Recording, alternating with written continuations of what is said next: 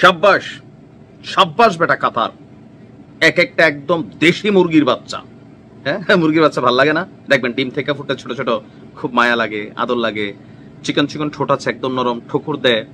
তারপর হচ্ছে খুব কচি কচি লাউয়ের চারা, তারপর হচ্ছে যে বিভিন্ন যে সবজি একটু মাথা ওঠে মাটি থেকে, এগুলো ঠোকরে ঠোকরে খাইতে পারে। এই কোয়ালিটি আছে কাতারের। আর কাতারের সাথে আছে আরব যে আরো মুরগির গুলো আছে, এদের সবার বাঘ তো একটাই, আরো মিনি বাঘ আছে, চিতাবাঘ, গ্যাছো বাঘ, এগুলা হচ্ছে আমাদের ইরান, ইয়েমেন বা আরো যারা আছে। তবে আমি কথা বলছি কাতারের মুরগির বাচ্চাদের নিয়ে। খুবই সুন্দর কার্য, সারা পৃথিবীরে জানাই দিচ্ছে, কাঁপাই দিচ্ছে এমন অ্যাকশন। অ্যাকশনটা কি? একবার তো কথার মিসাইল মারছে, হ্যান করেঙ্গা তেন করেঙ্গা ইয়া হাবিবি বলে বলে।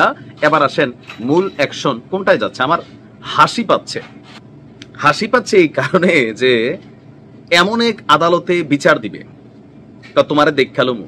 কি বললি তোর এত বড় সাহস? আগামী শুক্রবার তোমারে দেখালুমু।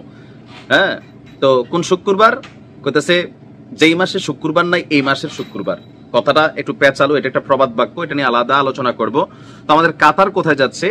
আন্তর্জাতিক অপরাধ আদালতে। তো এই আদালতটার নাম শুনছেন না? শুনছেন। এই আদালতে কি বিচার চলমান আছে? ইসরায়েলের আছে।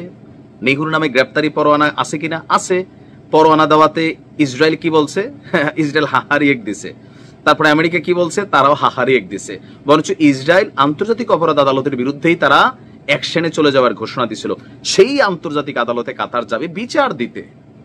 দর্শক, কাতারের ঊর্ধ্বতন কর্মকর্তা মোহাম্মদ আল খুলাইফি তিনি গতকালকে বলছেন যে নেদারল্যান্ডসের দা হেগেতে যে আন্তর্জাতিক অপরাধ আদালত আছে আইসিসি, সেই আইসিসির প্রেসিডেন্ট তমুকু আকানের সাথে নাকি বৈঠক করেছেন। ইসরায়েলের অভিযানের বিরুদ্ধে আইনি পদক্ষেপ নেওয়ার উদ্যোগের অংশ হিসাবেই এই বৈঠক হয়েছে। বৈঠকের পর একটা পোস্ট করেছেন তিনি, লিখেছেন দা হেগ সফর ছিল আইনি পথ খতিয়ে দেখার জন্য নিয়োগপ্রাপ্ত দলের কাজের অংশ। তার ভাষায় ইসরায়েল যে অভিযান চালিয়েছে তার প্রতিক্রিয়ায় কাতারের পক্ষ থেকে এই পদক্ষেপ নেওয়া হচ্ছে।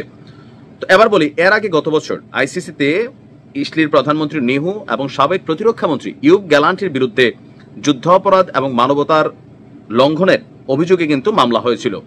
আর সেই মামলায় গ্রেপ্তারি পরোয়ানাও জারি হয়েছিল, কিন্তু এতে কোনো রকম কাজ হয়নি। এদিকে উপসাগরীয় সহযোগিতা কাউন্সিলের 6 সদস্য দেশ যৌথ প্রতিরক্ষামূলক ব্যবস্থা গ্রহণে সম্মত হয়েছে।